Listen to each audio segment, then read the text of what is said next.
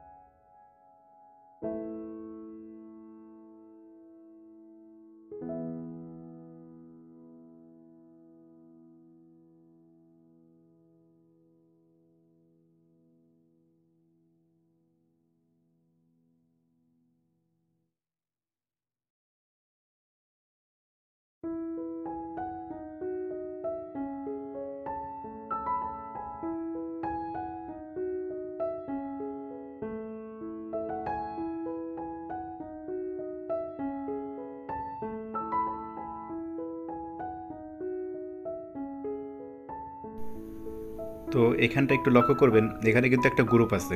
তো অবশ্যই ফার্স্ট স্ক্রুতে আপনারা গ্রুপটা মিলিয়ে নেবেন।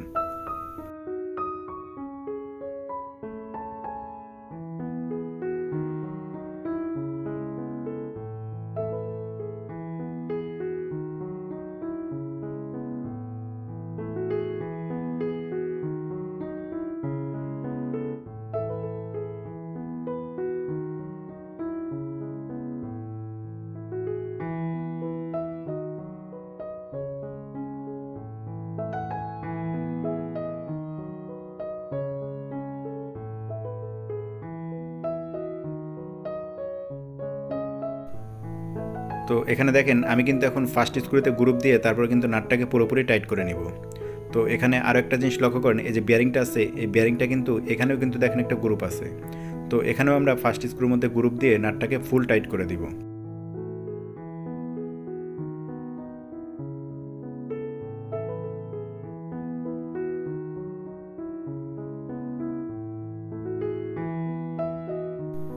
তো শেপটা পুরোপুরি ঢুকিয়ে নেওয়ার পরে এখানে দেখেন পিনিয়ামটা দেখতে পাচ্ছেন, এই পিনিয়ামের মধ্যে কিন্তু কোনো গ্রুপ নেই। তো এই পিনিয়ামটাকে পুরোপুরি বামের দিকে চাপাবেন, বামের দিকে চাপিয়ে দিয়ে পুরোপুরি টাইট করে দিন নাটটাকে। তাহলে আমাদের শেপের কাজ কিন্তু এখন শেষ। তো এই পিনিয়ামটা লাগানোর সময় অবশ্যই বুশটাকে একটু লক্ষ্য করবেন, এই বুশটা কিন্তু আমাদের বাম সাইডের দিকে থাকবে।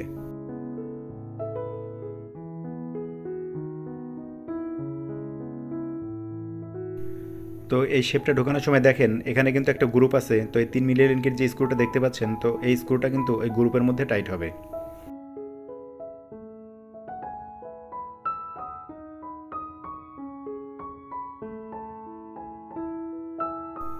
তো শেপগুলো লাগানো কমপ্লিট হয়ে গেলে আমরা যে হুকের যে হুইলটা আছে, তো এই হুইলটাকে ঘোরাবো আর আমাদের বেল্টটাকে উঠিয়ে নিব।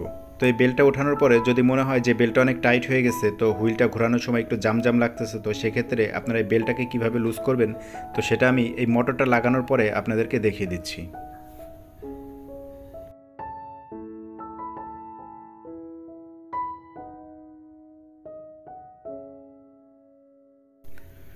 তো এই কুলিং ফ্যানটাকে খোলার পরে এখানে একটা নাট দেখতে পাচ্ছেন আপনারা, এই নাটটাকে লুজ করার পরে এই যে বেসটা আছে, এই বেসটাকে যদি উপর নিচ করেন তাহলে আমাদের যে বেল্টটা আছে বেল্টটা লুজ টাইট হবে। তো যখন আমরা নতুন বেল্ট লাগাবো, নতুন বেল্টটা লাগানোর পরে সামান্য একটু জামি দেখা যায়, তো কিছুক্ষণ চলার পরে কিন্তু এই বেল্টটা লুজ হয়ে যায়। তো সবশেষে কিন্তু আপনাকে অবশ্যই রোটারি হুকের যে টাইমিংটা আছে এই টাইমিংটাকে করতে হবে।